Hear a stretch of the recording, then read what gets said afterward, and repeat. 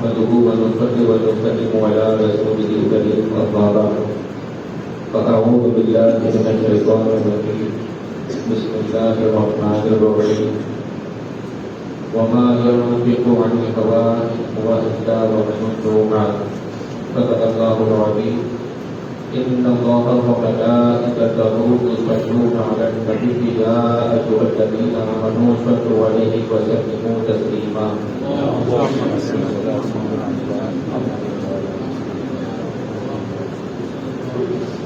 گزشتہ جمعہ میں یہ بیان کیا تھا کہ کوئی بھی مذہب جو زندہ رہتا ہے اپنی تعلیمات کی بنیاد پر زندہ رہتا ہے. یہی وجہ ہے کہ آج سوائے اسلام کے کوئی مذہب زندہ اور باقی نہیں ہے، کیونکہ مذہب اسلام ہی کی تعلیم ایسی ہے جو زندہ بھی ہے اور باقی بھی ہے. باقی سب مذہب لوگوں کے مخلوق کے اپنے بنائے ہوئے ہیں اور سوچے ہوئے ہیں، اور یہ مذہب ایسا ہے جو خالق کائنات نے خود اپنی پسند سے دنیا میں بھیجا ہے. اس کی تعلیمات کی بنیادی چیزیں دو ہیں. ایک خود اللہ رب العزت کی کتاب قرآن کریم. قرآن کریم کے تعلق سے گئے جمعہ کو یہ بیان کیا تھا کہ قرآن ایسی بنیادی کتاب ہے کہ جس کے بدلنے سے پورا مذہب ختم ہو جائے. اس لیے اللہ تعالیٰ نے قیامت تک اس مذہب کو سلامت رکھنا ہے. اس لیے بنیادی اس کتاب کو اللہ تعالیٰ نے سلامت رکھنے کی گارنٹی ساری دنیا والوں کو دے. اللہ فرماتا ہے اِنَّا نَحْنُ نَزَّلْنَا الذِّكْرَ وَإِنَّا لَهُ لَحَافِظُونَ. ہم ہی ہیں جنہوں نے یہ قرآن کتاب تمہیں دی ہے، اتاری ہے، اور قیامت تک ہر شرارت والے سے اس کی حفاظت ہم ہی کرنے والے ہیں. تو اب اس کی تفسیر میں علماء فرماتے ہیں کہ اس کا مطلب یہ ہوا کہ فَهُوَ معصوم و محفوظ من عند اللہ لفظا و معنی. یہ لفظی اعتبار سے بھی اور معنوی اعتبار سے بھی اس کے جو بول ہیں عربی کے وہ بھی اور اس کا معنی اور مطلب بھی دونوں اللہ کی طرف سے محفوظ ہیں. اب قرآن کریم کی حفاظت و صیانت یہ تو رب تعالیٰ نے وعدہ فرما دیا. اسلام کے دشمن پہلے ہی دن سے اسلام کو مٹانے کے پیچھے لگے ہوئے. شروع سے ہی وہ بات چل رہی ہے کہ شیطان نے انسانوں کو بہکانے کا ذمہ لے لیا ہے. اب وہ شیطان ابلیس بہکائے گا کیسے؟ ظاہر بات ہے کہ مذہب کے بارے میں شک ڈالے گا تو لوگ مذہب سے دور ہو جائیں گے، اور مذہب کے بارے میں شک ڈالنے کے لیے اسلام سے پہلے حضور صلی اللہ علیہ وسلم کے آنے سے پہلے اس نے ساری قوموں کے ساتھ یہی کیا کہ ان پر جو کتاب اتاری گئی تھی ان قوموں کے دماغ میں ایسے وسوسے ڈالے اور ایسا ان کو بھڑکایا اور ایسا انہیں دنیا کی طرف مائل کیا کہ ان کے عالموں نے جو دل کے اندر کھوج رکھتے تھے لیکن علم والے تھے، ان کے عالموں نے خود آسمانی کتاب کی آیتیں بدل ڈالی، کچھ اپنی طرف سے اس نے ایڈٹ کر دیا، کچھ حذف اور ڈیلیٹ کر کے ہٹا دیا، کچھ ایسی چیزیں کہ اپنی طرف سے اس میں ملا دی. یعنی اس طریقے سے کہ وہ مذہب کو جو آسمان سے اترا تھا انہوں نے اپنی من مانی کر کے اپنی طرف سے انہوں نے اس کو بنا دیا. تو یہودیت اسی لیے گمراہ ہو گئی، نصرانیت ختم ہو گئی. وجہ کیا ہے کہ ان کی جو بیسک سب سے اہم جو کتاب تھی وہی بدل ڈالی. اب عالموں نے جب بدل ڈالی تو عوام تک میسج کیا جاتا ہے؟ بدلی ہوئی چیزوں کا میسج کیا جو خدا نے فرمایا تھا وہ نہیں گیا، بلکہ جو خود وہ چاہتے تھے وہ انہوں نے میسج دیا کہ آسمانی کتاب میں لوگ ایسا نہیں کرتے. تو اس طریقے سے ان کا مذہب ہی ختم ہو گیا. اب وہی یہودیوں نے اور دوسرے دشمنان دین نے شیطان کے چہرے پر کر کے انہیں پتا تھا کہ کسی بھی مذہب کی تعلیم کو ختم کرو تو وہ مذہب اپنے آپ ختم ہو جائے. اسلام کا زور، اس کی شان و شوکت، دن بدن اس کی ترقی دیکھ کر کے دشمنان اسلام نے پہلے تو ہاتھوں کے زور اور طاقت سے مٹانا چاہا، اور اس کے ثبوت میں آقا کریم صلی اللہ علیہ وسلم کی سیرت طیبہ میں اور پھر خلفائے راشدین کے زمانے میں ہونے والے جو جنگیں اور غزوات ہیں وہ اس کی دلیلیں ہیں کہ ان لوگوں نے ہر طرف سے مل کر کے طاقت کے بل بوتے میجورٹی دے کر کے اسلام کو ختم کرنا چاہا، لیکن وہ رب کی طرف سے آیا ہوا اسلام ہے، قیامت تک چلنے والا ہے. اللہ تعالیٰ نے مسلمانوں کو حفاظت ہر جنگ میں فرمائی اور صحابہ کرام محفوظ رہے، دن بدن اسلام بڑھتا رہا. جب خلفائے راشدین کا زمانہ آیا اس کے بعد پھر نئے نئے مسلمان بنتے گئے، اسلام کی فتح بڑھتی رہی، عرب سے لے کر کے اب باہر بھی اسلام کے جھنڈے لہرانے لگے. اب جو دشمن قوم تھی انہوں نے دیکھا کہ قرآن کو تو ٹچ کرنا بھی ہمارے لیے پاسبل نہیں، یعنی اسلام کی تعلیم کو بگاڑیں گے تبھی تو مسلمان بگڑے گا اور اسلام ختم ہوگا.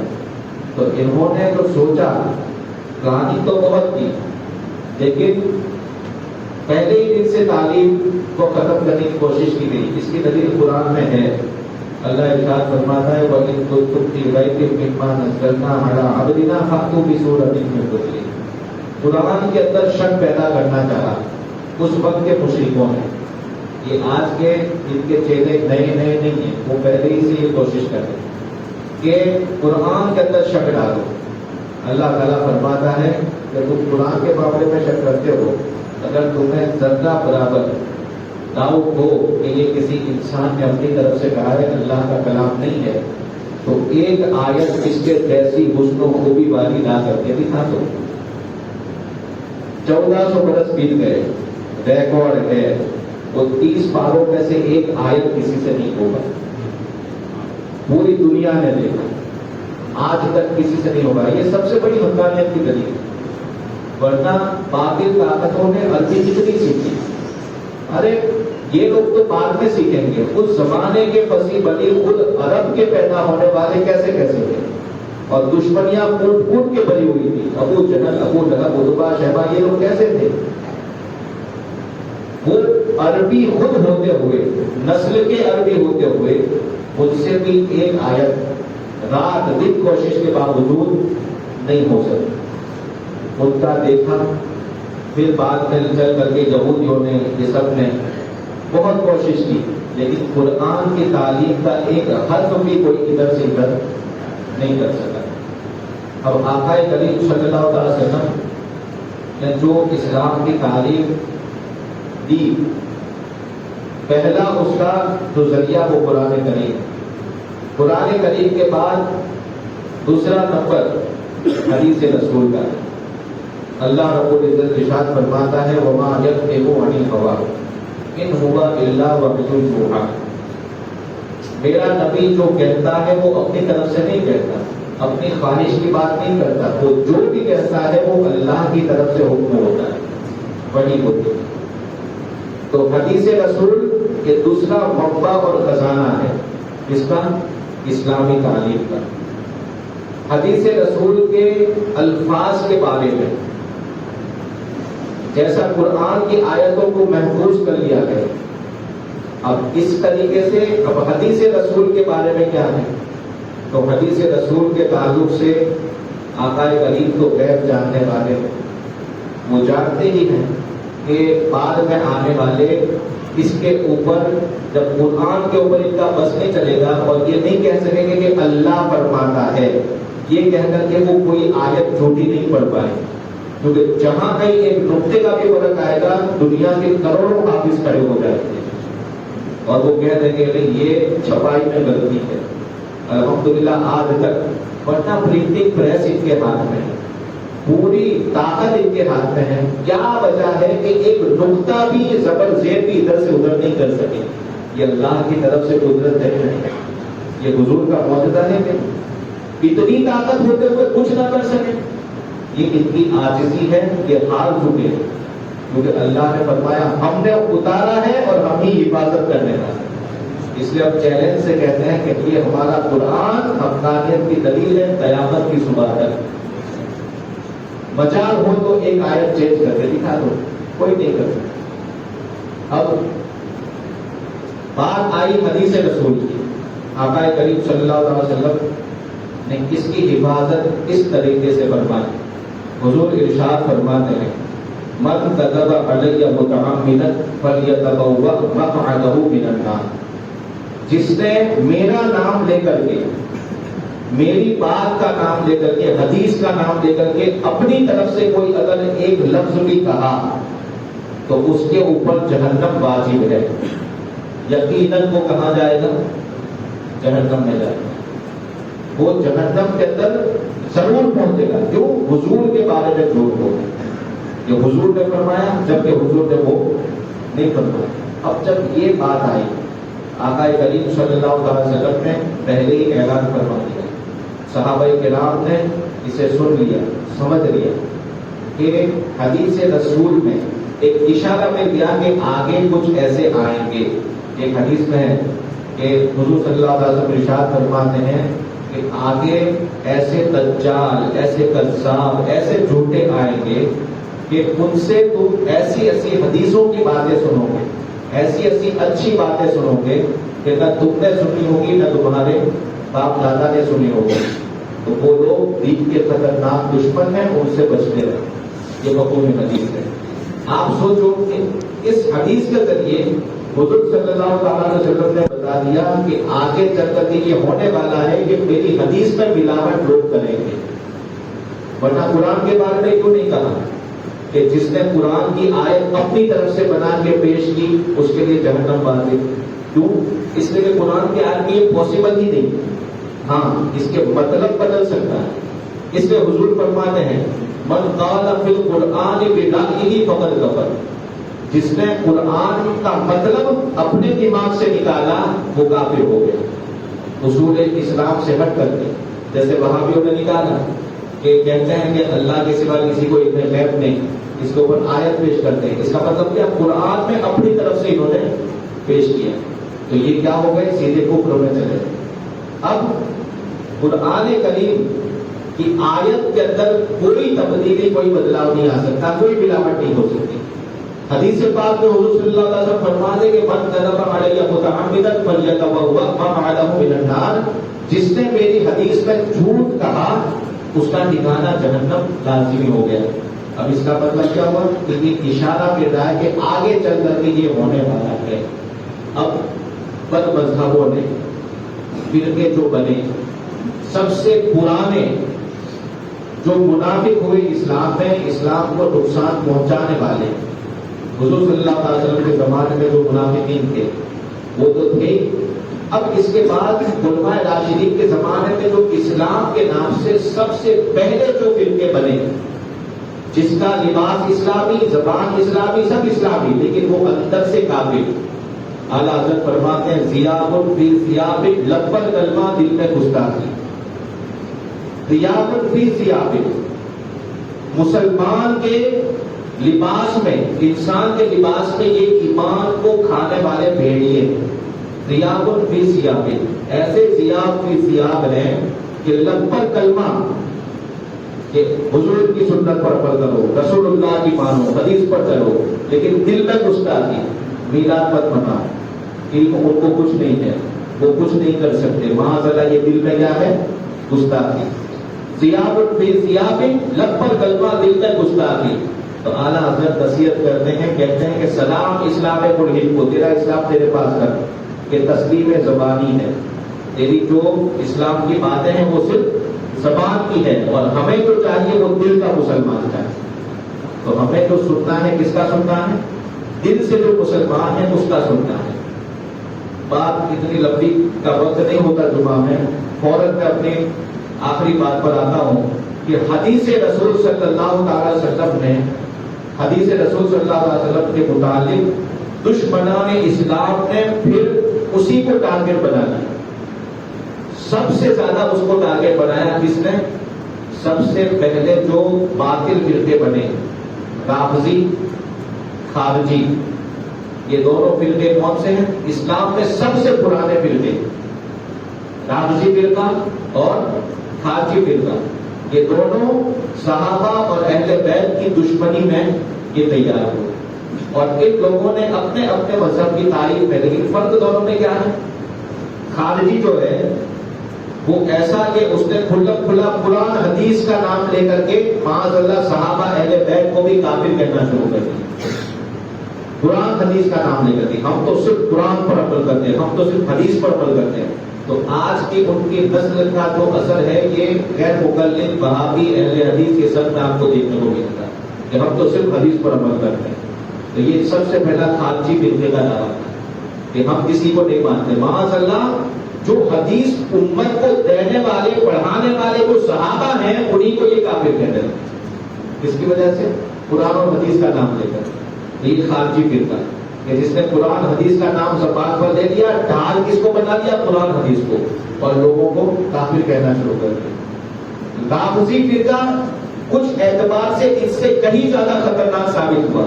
کیوں؟ اس لیے کہ اہل سنت میں محبت کا بہت زیادہ مانتا ہوتا ہے. اب ان لوگوں نے جو چال چلی وہ محبت کی چال چلی. نام کس کا لیا؟ قرآن حدیث کا نام. بعد میں سب سے پہلے اہل بیت کے عاشق کا نام کہ ہم تو علی والے، ہم تو حسن و حسین والے، ہم تو اہل بیت والے، ہم سادات والے. حضرات اہل بیت کے نام سے انہوں نے لوگوں کو بلگلانا شروع کیا، جہاں تک کہ حضرت عثمان غنی رضی اللہ تعالیٰ عنہ کی شہادت ان خبیثوں کی وجہ سے ہوئی. بڑے بڑے واقعات ان خبیثوں کی وجہ سے ہوئے. اب واقعات تو سب ہوئے، صحابہ کرام دنیا سے آہستہ آہستہ رخصت ہوتے رہے، اور ایک زمانہ وہ آیا جو تابعین تابعین کا آ گیا. اب اس زمانے تک ان لوگوں نے خوب عربی سیکھی، خوب پڑھے، اور پڑھ کر کے انہوں نے ٹارگٹ کس کو بنایا؟ حدیث رسول کو. کیونکہ جانتے ہیں قرآن پہ ہم کچھ کر نہیں پائیں گے. حدیث کو ٹارگٹ بنایا تاکہ کم سے کم نئے آنے والوں کو ہم حدیث کے نام سے بہکا سکیں. اس لیے رافضی جو اپنی طرف سے حدیث بنا کر کے پیش کرتے ہیں، ہارون رشید کا ایک زمانہ تھا، خلیفہ عباسی.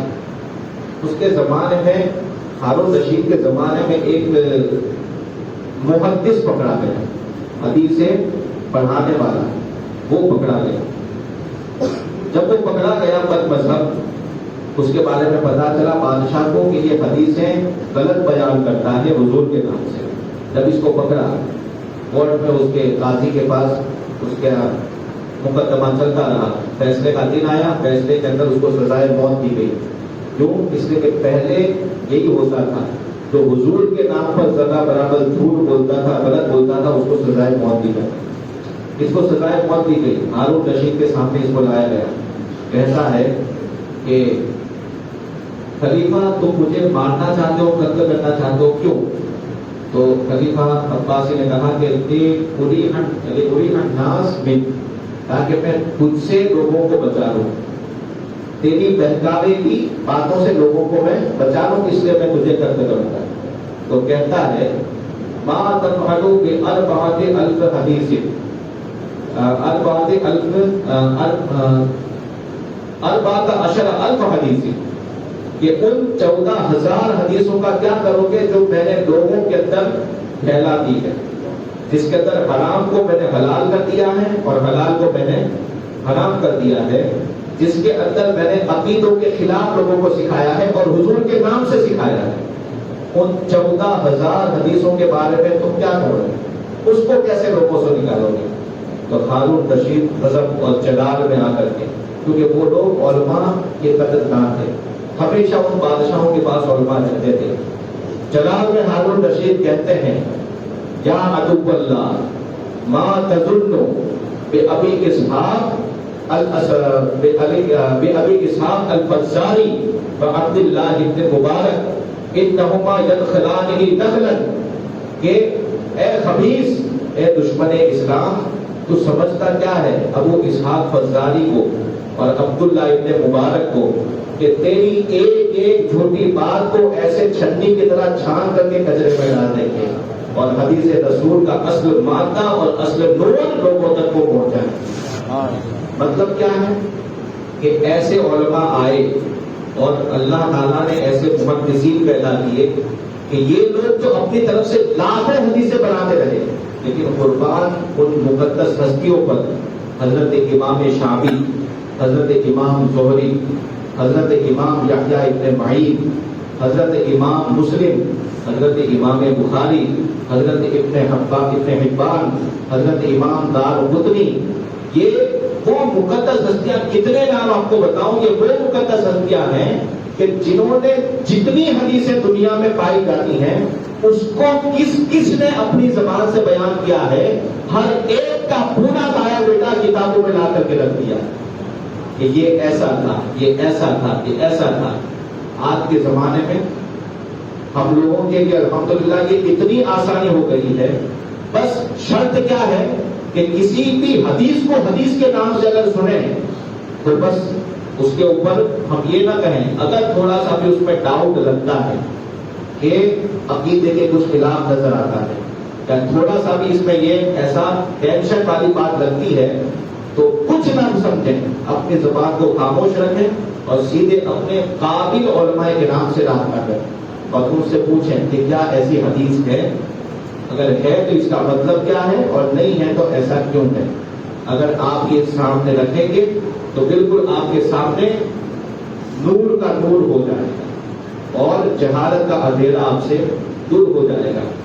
اگر آپ اجازت دیں تو 5-7 منٹ کے اندر ایک نمونے کے طور پر میں آپ کو ایک حدیث پیش کروں. اس کو میں کتابوں سے نقل کر کے بھی آیا ہوں. کچھ دنوں پہلے ہمارے مولانا محسن صاحب نے فون کیا تھا کہ آج کل سوشل میڈیا کے اوپر ایک حدیث گھوم رہی ہے جس میں یہ کہا گیا ہے کہ حدیث پاک میں حضور صلی اللہ علیہ وسلم فرماتے ہیں کہ میں اور علی ایک نور سے بنے. سنا ہوگا آپ لوگوں میں سے کسی سوشل میڈیا کے اوپر یہ حدیث کبھی کبھی یہ آتی ہے کہ میں اور علی ایک نور سے بنے ہیں. حضرت آدم کی پیدائش سے 14,000 برس پہلے. یاد رکھنا ہمارا اہل سنت کا عقیدہ کیا ہے کہ سب سے افضل انبیاء کے نام. کسی نبی سے کسی غیر نبی کو افضل کوئی مانے تو وہ سیدھا کافر ہے. ٹھیک ہے. فضیلت صرف اور صرف سب سے اونچی فضیلت کس کو ہے؟ انبیاء کو. اس کے بعد پھر انبیاء کے بعد پھر صحابہ کرام کا درجہ آتا ہے. تو بہرحال حدیث رسول ہے کہ میں اور علی ایک نور سے ہیں جو اللہ رب العزت کی بارگاہ میں تھے حضرت آدم سے 14,000 برس پہلے. پھر اللہ تعالیٰ نے جب آدم کو پیدا کیا تو اس نور کے 2 ٹکڑے کر دیے، ایک نور میں ہوں اور ایک نور علی. یہ حدیث بظاہر سننے میں کتنا اچھا لگتا ہے کہ حضرت علی کی فضیلت ہے، لیکن آپ تھوڑا سا اگر دھیان دیں ہم اہل سنت کا عقیدہ اور اجماعی عقیدہ سارے صحابہ سے لے کر آج تک کا کہ سارے نبیوں کے بعد سب سے اونچا مرتبہ کس کا ہے؟ حضرت ابوبکر صدیق کا. پھر دوسرا نمبر حضرت عمر کا، پھر تیسرا، پھر چوتھا، پھر اس کے بعد سارے صحابہ. یہ ہمارا عقیدہ ہے. یہ حدیث سننے کے بعد کیا لگتا ہے؟ حضرت ابوبکر کا نمبر پہلا لگتا ہے. اس میں کیا لگتا ہے کہ حضور کے بعد بلکہ حضور کے برابر کئی نبیوں سے بڑھ کر کے یہی لگتا ہے. اب یہ حدیث اچھا حوالہ کیا؟ امام احمد ابن حنبل انہوں نے اپنی کتاب میں لکھا، اس حدیث کو نقل کیا. تھوڑی سی گفتگو آپ دھیان سے سنیں. حدیث کے بعد جو پہلے مصنفین جو لکھتے تھے ابتدائی دور جو دور تھا تابعین تبع تابعین تک، ہر مصنف کا ایک الگ طریقہ ہوتا ہے. پہلے تو وہ بتایا کہ وہ حضرات اپنی کتابوں کے اندر جو حدیثیں لکھتے تھے وہ کیوں لکھتے تھے. ان کے پاس جب اچھے راویوں سے، اچھے راوی کا مطلب حدیث بیان کرنے والے لوگ، ان کی طرف سے جب کوئی حدیث آتی تھی تو وہ حدیث کو دیکھتے تھے کہ اس میں کون کون کون ہے. زیادہ سے زیادہ لوگ اس میں بڑے اونچے ولایت کے درجے والے لکھتے تھے تو وہ اس حدیث کو لکھتے تھے. کبھی کچھ مصنف کا سخت رویہ ہوتا تھا، وہ کیا کرتے تھے کہ اگر ایک بھی ڈاؤٹ فل اگر اس میں ہوتا تھا تو ساری لائن بھی اگر مليوں کی ہوتی تھی تو اس حدیث کو نہیں لکھتے تھے. مصنفوں کا الگ الگ طریقہ ہے اور سب سے زیادہ سخت اس معاملے میں امام بخاری اور امام مسلم ہے. اگر ذرہ برابر ڈاؤٹ فل کوئی لگا تو اس انسان کو اپنی حدیث میں کتاب میں جگہ نہیں کی. حد تک امکان انہوں نے یہ کوشش کی. تو اس لیے آج دنیا میں حدیث کی کتابوں میں سب سے اونچا مرتبہ کس کا ہے؟ امام بخاری. اچھا اب یہ حدیث میں آپ کے سامنے پیش کروں جو حدیث ہے حدثنا الحسن. عربی سننا اس کی حدثنا الحسن. امام احمد ابن حنبل کہتے ہیں کہ مجھ سے حدیث ہم سے حدیث بیان کی حسن نے. کس نے حدیث بیان کی؟ حسن نے. پھر وہ کہتے ہیں حدثنا احمد بن مقدام. حسن کہتے ہیں کہ مجھ سے ہم سے حدیث بیان کی احمد ابن مقدام عجلی نے. وہ کہتے ہیں حدثنا الفضیل بن عیاض. ہم سے حدیث بیان کی حضرت فضیل ابن عیاض نے. پھر وہ کہتے ہیں حدثنا ثور بن یزید. مجھ سے حدیث بیان کی ثور ابن یزید نے. عن خالد ابن معدان. یہ یزید وہ یزید نہیں، یہ کلیئر کر دو. عن خالد ابن معدان.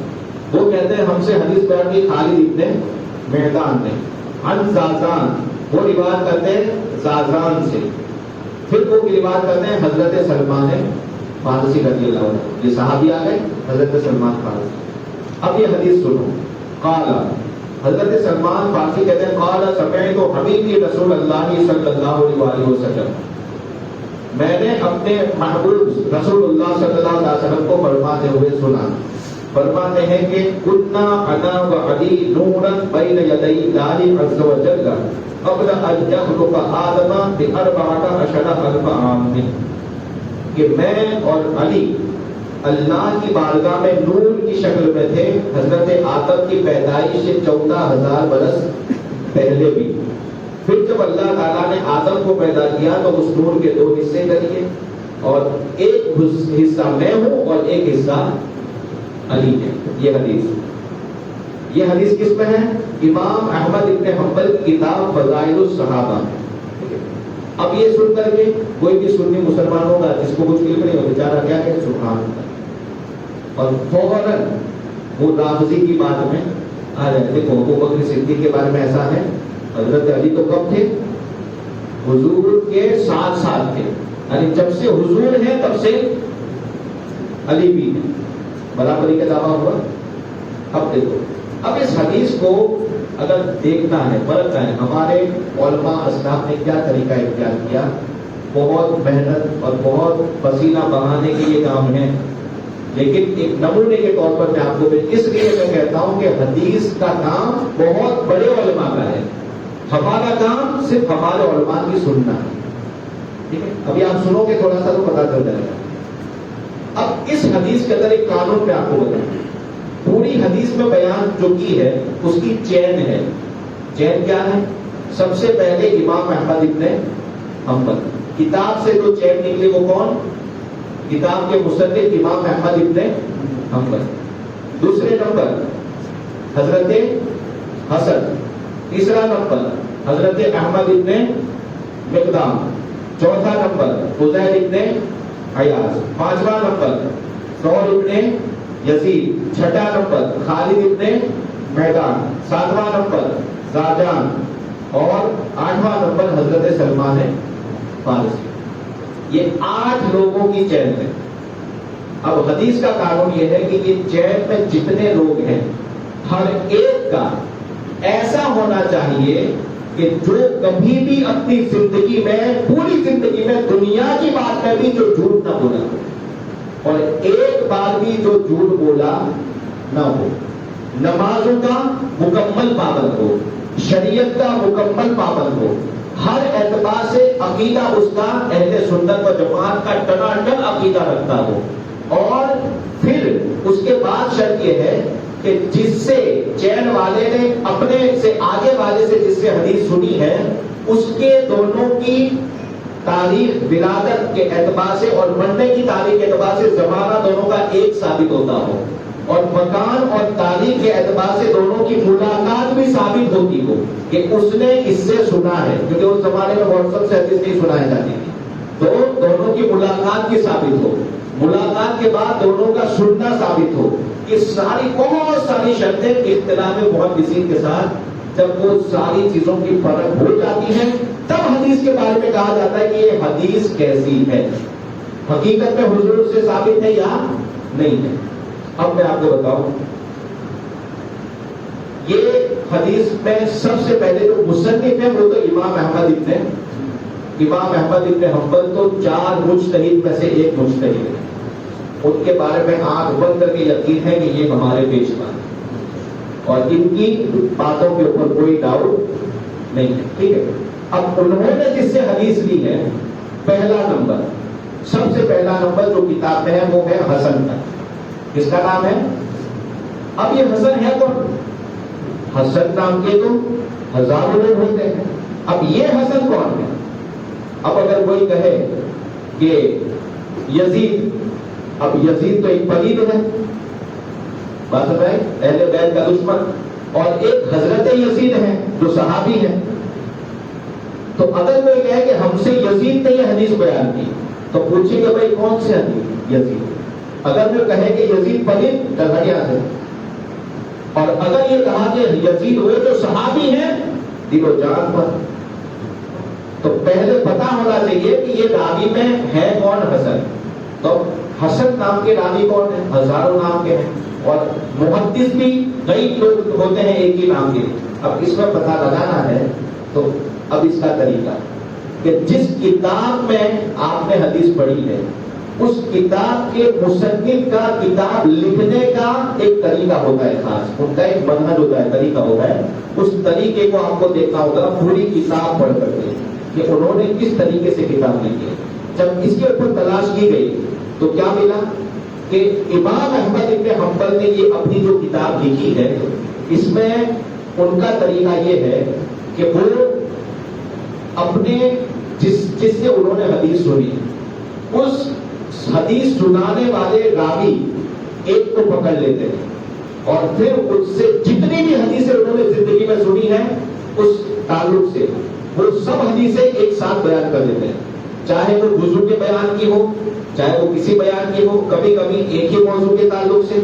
تو اب یہ دیکھنا ہے کہ جیسے مثال کے طور پر مجھ سے اگر ہمارے مولانا محسن نے بیان کیا، کچھ باتیں ہمارے شوکت بھائی نے بیان کی اور کچھ باتیں ہمارے کسی اور بھائی نے بیان کی، تو اب میں ایک اگر کتاب لکھوں، اب اس میں نے یہ طریقہ کہ چلو پہلے محسن مولانا کی طرف سے جتنی باتیں میں نے سنی وہ لکھ لوں، اس کے بعد محسن مولانا کی بات ختم ہو گئی، اب دوسرے نمبر پر شوکت بھائی کی بات، ان کی بات میں نے جتنی سنی ہے وہ سب ایک ساتھ لکھ لوں۔ تو امام احمد ابن حنبل کی اس کتاب کے اندر جب یہ طریقہ دیکھا تو محدثین کا طریقہ کیا نکالا کہ ان کا طریقہ یہ ہے کہ ایک راوی کے پاس سے جتنا سنا ہوتا ہے وہ بیان کر دیتے ہیں، اس کے بعد پھر وہ دوسرے راوی کی طرف جاتے ہیں، پھر وہ تیسرے راوی کی طرف جاتے ہیں۔ اب انہوں نے جس کا بیان کیا وہ ہے حسن، ٹھیک ہے، لیکن حسن کے آگے نہ ان کے والد کا نام ہے نہ ان کے شہر کا نام ہے، بس صرف حسن لکھا ہوا ہے۔ تو اب یہ کون سے حسن ہے، اس کی پہچان کے لیے آگے پیچھے کی حدیثوں کو چیک کرنا پڑے گا۔ یہ حدیث کا نمبر ان کی کتاب میں ہے 1130 نمبر۔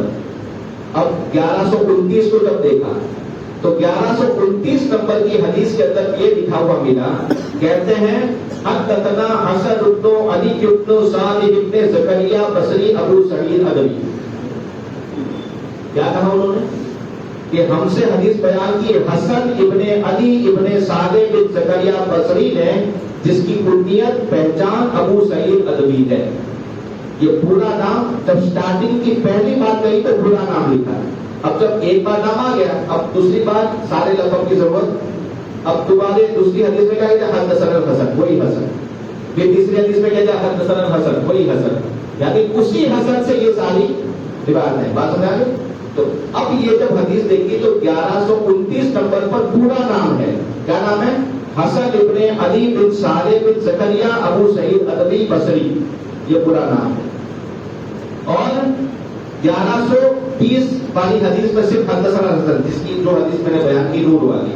پھر 1131 میں بیان کیا تو پھر وہی ہے. 32 میں بھی پھر وہی حسن ہے. اور 32 کے بعد پھر جیسے ہی حدیث نمبر 1133 گئی تو یہ حسن سے جتنی سنی تھی وہ ختم ہو گئی. اب تاریخ بیان کرتے ہیں حدثنا محمد بن یحییٰ ابو یعلا، ہم سے حدیث بیان کی محمد ابن یحییٰ. اب وہ دوسرے راوی کی طرف چلے گئے. اتنی بات سنا دی. تو اس کا مطلب یہ حدیث میں جو حسن نام کا انسان ہے وہ کون ہے؟ حسن بن علی بن صالح بن زکریا ادوی. ٹھیک ہے. اب جب پہلے نام کی پہچان ہو گئی، اب نام کی پہچان کے بعد اب دیکھنا ہے کہ اس انسان کے بارے میں بڑے بڑے محدثوں نے کیا کہا. میں نے اگر حدیث سنی ہے محسن بھائی سے تو مولانا محسن کے بارے میں اب لوگوں کے اندر بھلے کا نہیں، جو اچھے لوگ ہیں ان کا کیا خیال ہے وہ دیکھنا ہے. اب محدثین میں جس نے بایو ڈیٹا کی کتابیں لکھی ہے، اسماء الرجال جس کو کہتے ہیں، ہر محدث کی لائف پوری لکھی ہے کہ یہ کیسا انسان تھا. بہت سارے لوگ ہیں. اب ان میں سے جو دقت اونچے نمبر کے جو لوگ ہیں، اب ان کی بارگاہ میں جاؤ اور دیکھو کہ یہ حسن بن علی بن صالح کے بارے میں وہ کیا کہتے ہیں، اس کی حدیثیں کیسی ہوتی ہیں. اب نمبر 1، اس مصنف کی کتاب کے اندر جو حسن ہے، اب سب سے پہلے اس کے راوی کے بارے میں امام ابن عدی جنہوں نے سب کے بارے میں نکالے، وہ امام ابن عدی بڑے زمانے کے محدث، اسماء الرجال کے ماہر، انہوں نے اس حسن کے بارے میں ذکر کیا. کیا کہتے ہیں؟ یدعو الحدیث ویصرفہ ویلزمہ علی قوم آخرین ویحدث عن قوم لا یعرفون وہو متہم فیہم فإن اللہ لم یخلقہم. یہ پورا حسن کے بارے میں بیان کیا. کیا بیان کیا؟ یہ انسان ایسا تھا کہ جو حدیث اپنی طرف سے بناتا تھا، حدیث اپنی طرف سے بناتا تھا، اور کبھی کسی کی حدیث چوری کرتا تھا اور اس میں اپنی طرف سے ایک لفظ ملا دیتا تھا اور اس کو بڑے بڑے اولیاء کے چین کے ساتھ ملا دیتا تھا. بڑے بڑے محدثوں کی چین میں کیا کر دیتا تھا؟ ملا دیتا تھا. اور یہ ایسے لوگوں سے بھی حدیث بیان کرتا تھا نام لے کر کے کہ جس نام کے لوگوں کو اللہ نے پیدا ہی نہیں کیا ہے، یعنی بہمی لوگ، ایسے لوگ بھی کبھی، یعنی اس کے 3-4 طریقے تھے. ٹھیک ہے. یہ کس کتاب میں ہے؟ الکامل فی الضعفاء الرجال، کامل جو کتاب ہے امام ابن عدی کی ہے. اب پھر کہتے ہیں امام ابن عدی کہتے ہیں وَلِلْ عَدْوِ عَلَىٰ أَهْلِ الْبَيْتِ أَحَادِيث قَدْ وَضَعَهَا غَيْرُ مَا ذَكَرْتُ وَعَامَّةُ مَا حَدَّثَ بِهِ الْعَدْوِ مَوْضُوعَاتٌ. اب یہ فیصلہ سنو.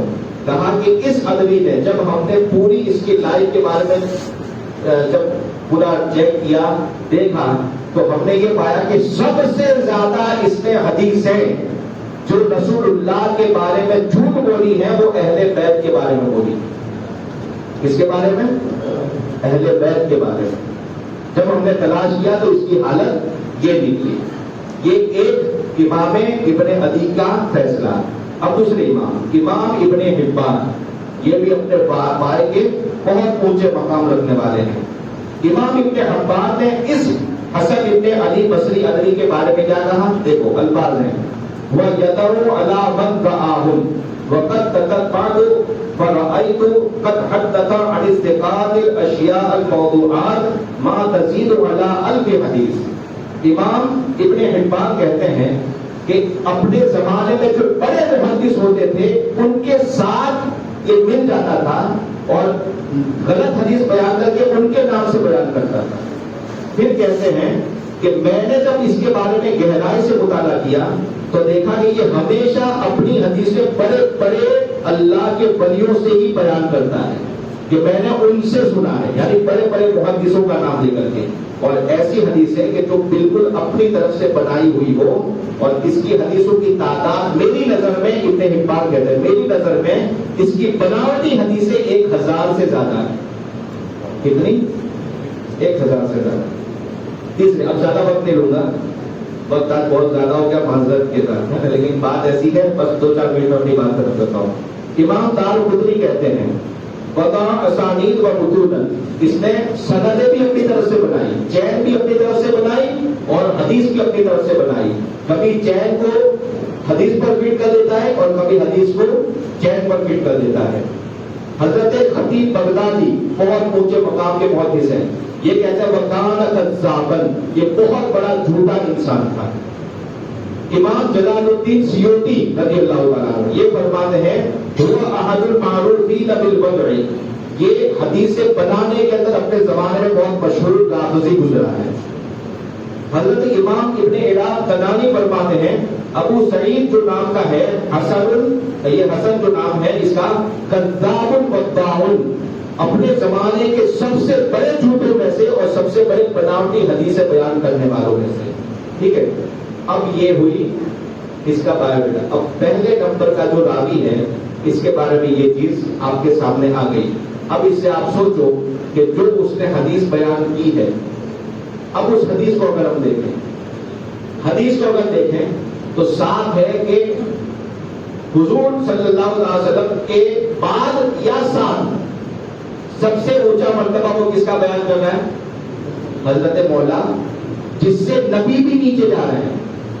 اور جس حدیث میں ایسا ہو، حضرت امام جوزی رضی اللہ تعالیٰ عنہ یہ اپنی کتاب میں ارشاد فرمانی ابن جوزی، یہ اپنی کتاب الموضوعات میں اور اللآلی المصنوعہ فی الاحادیث الموضوعہ، اس میں امام جلال الدین سیوطی رضی اللہ تعالیٰ عنہ اور کثیر تعداد میں محدثین یہ فرماتے ہیں کہ جس حدیث کو دیکھو کہ اہل سنت کے اجماعی اتفاق والے عقائد سے یا معمولات سے ہٹ کر کے ہو، ہمارے عقیدوں سے اگر ہٹ کر کے اس کی حدیث کو پاؤ تو پھر جان دو کہ عقیدے کے خلاف کبھی حدیث ہو سکتی نہیں ہے. وہ ضرور کسی بنانے والے نے اپنی طرف سے بنائی ہے.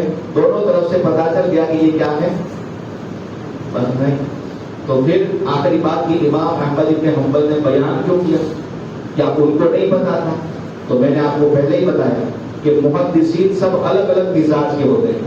کچھ کا یہ طریقہ ہوتا ہے کہ جتنا بھی سنا ہے وہ سب بیان کر دیتے ہیں، لیکن ان کا مذہب ایسا ہوتا ہے کہ نام کے ساتھ بیان کر دیتے ہیں. اگر امام احمد کو بھروسہ ہوتا تو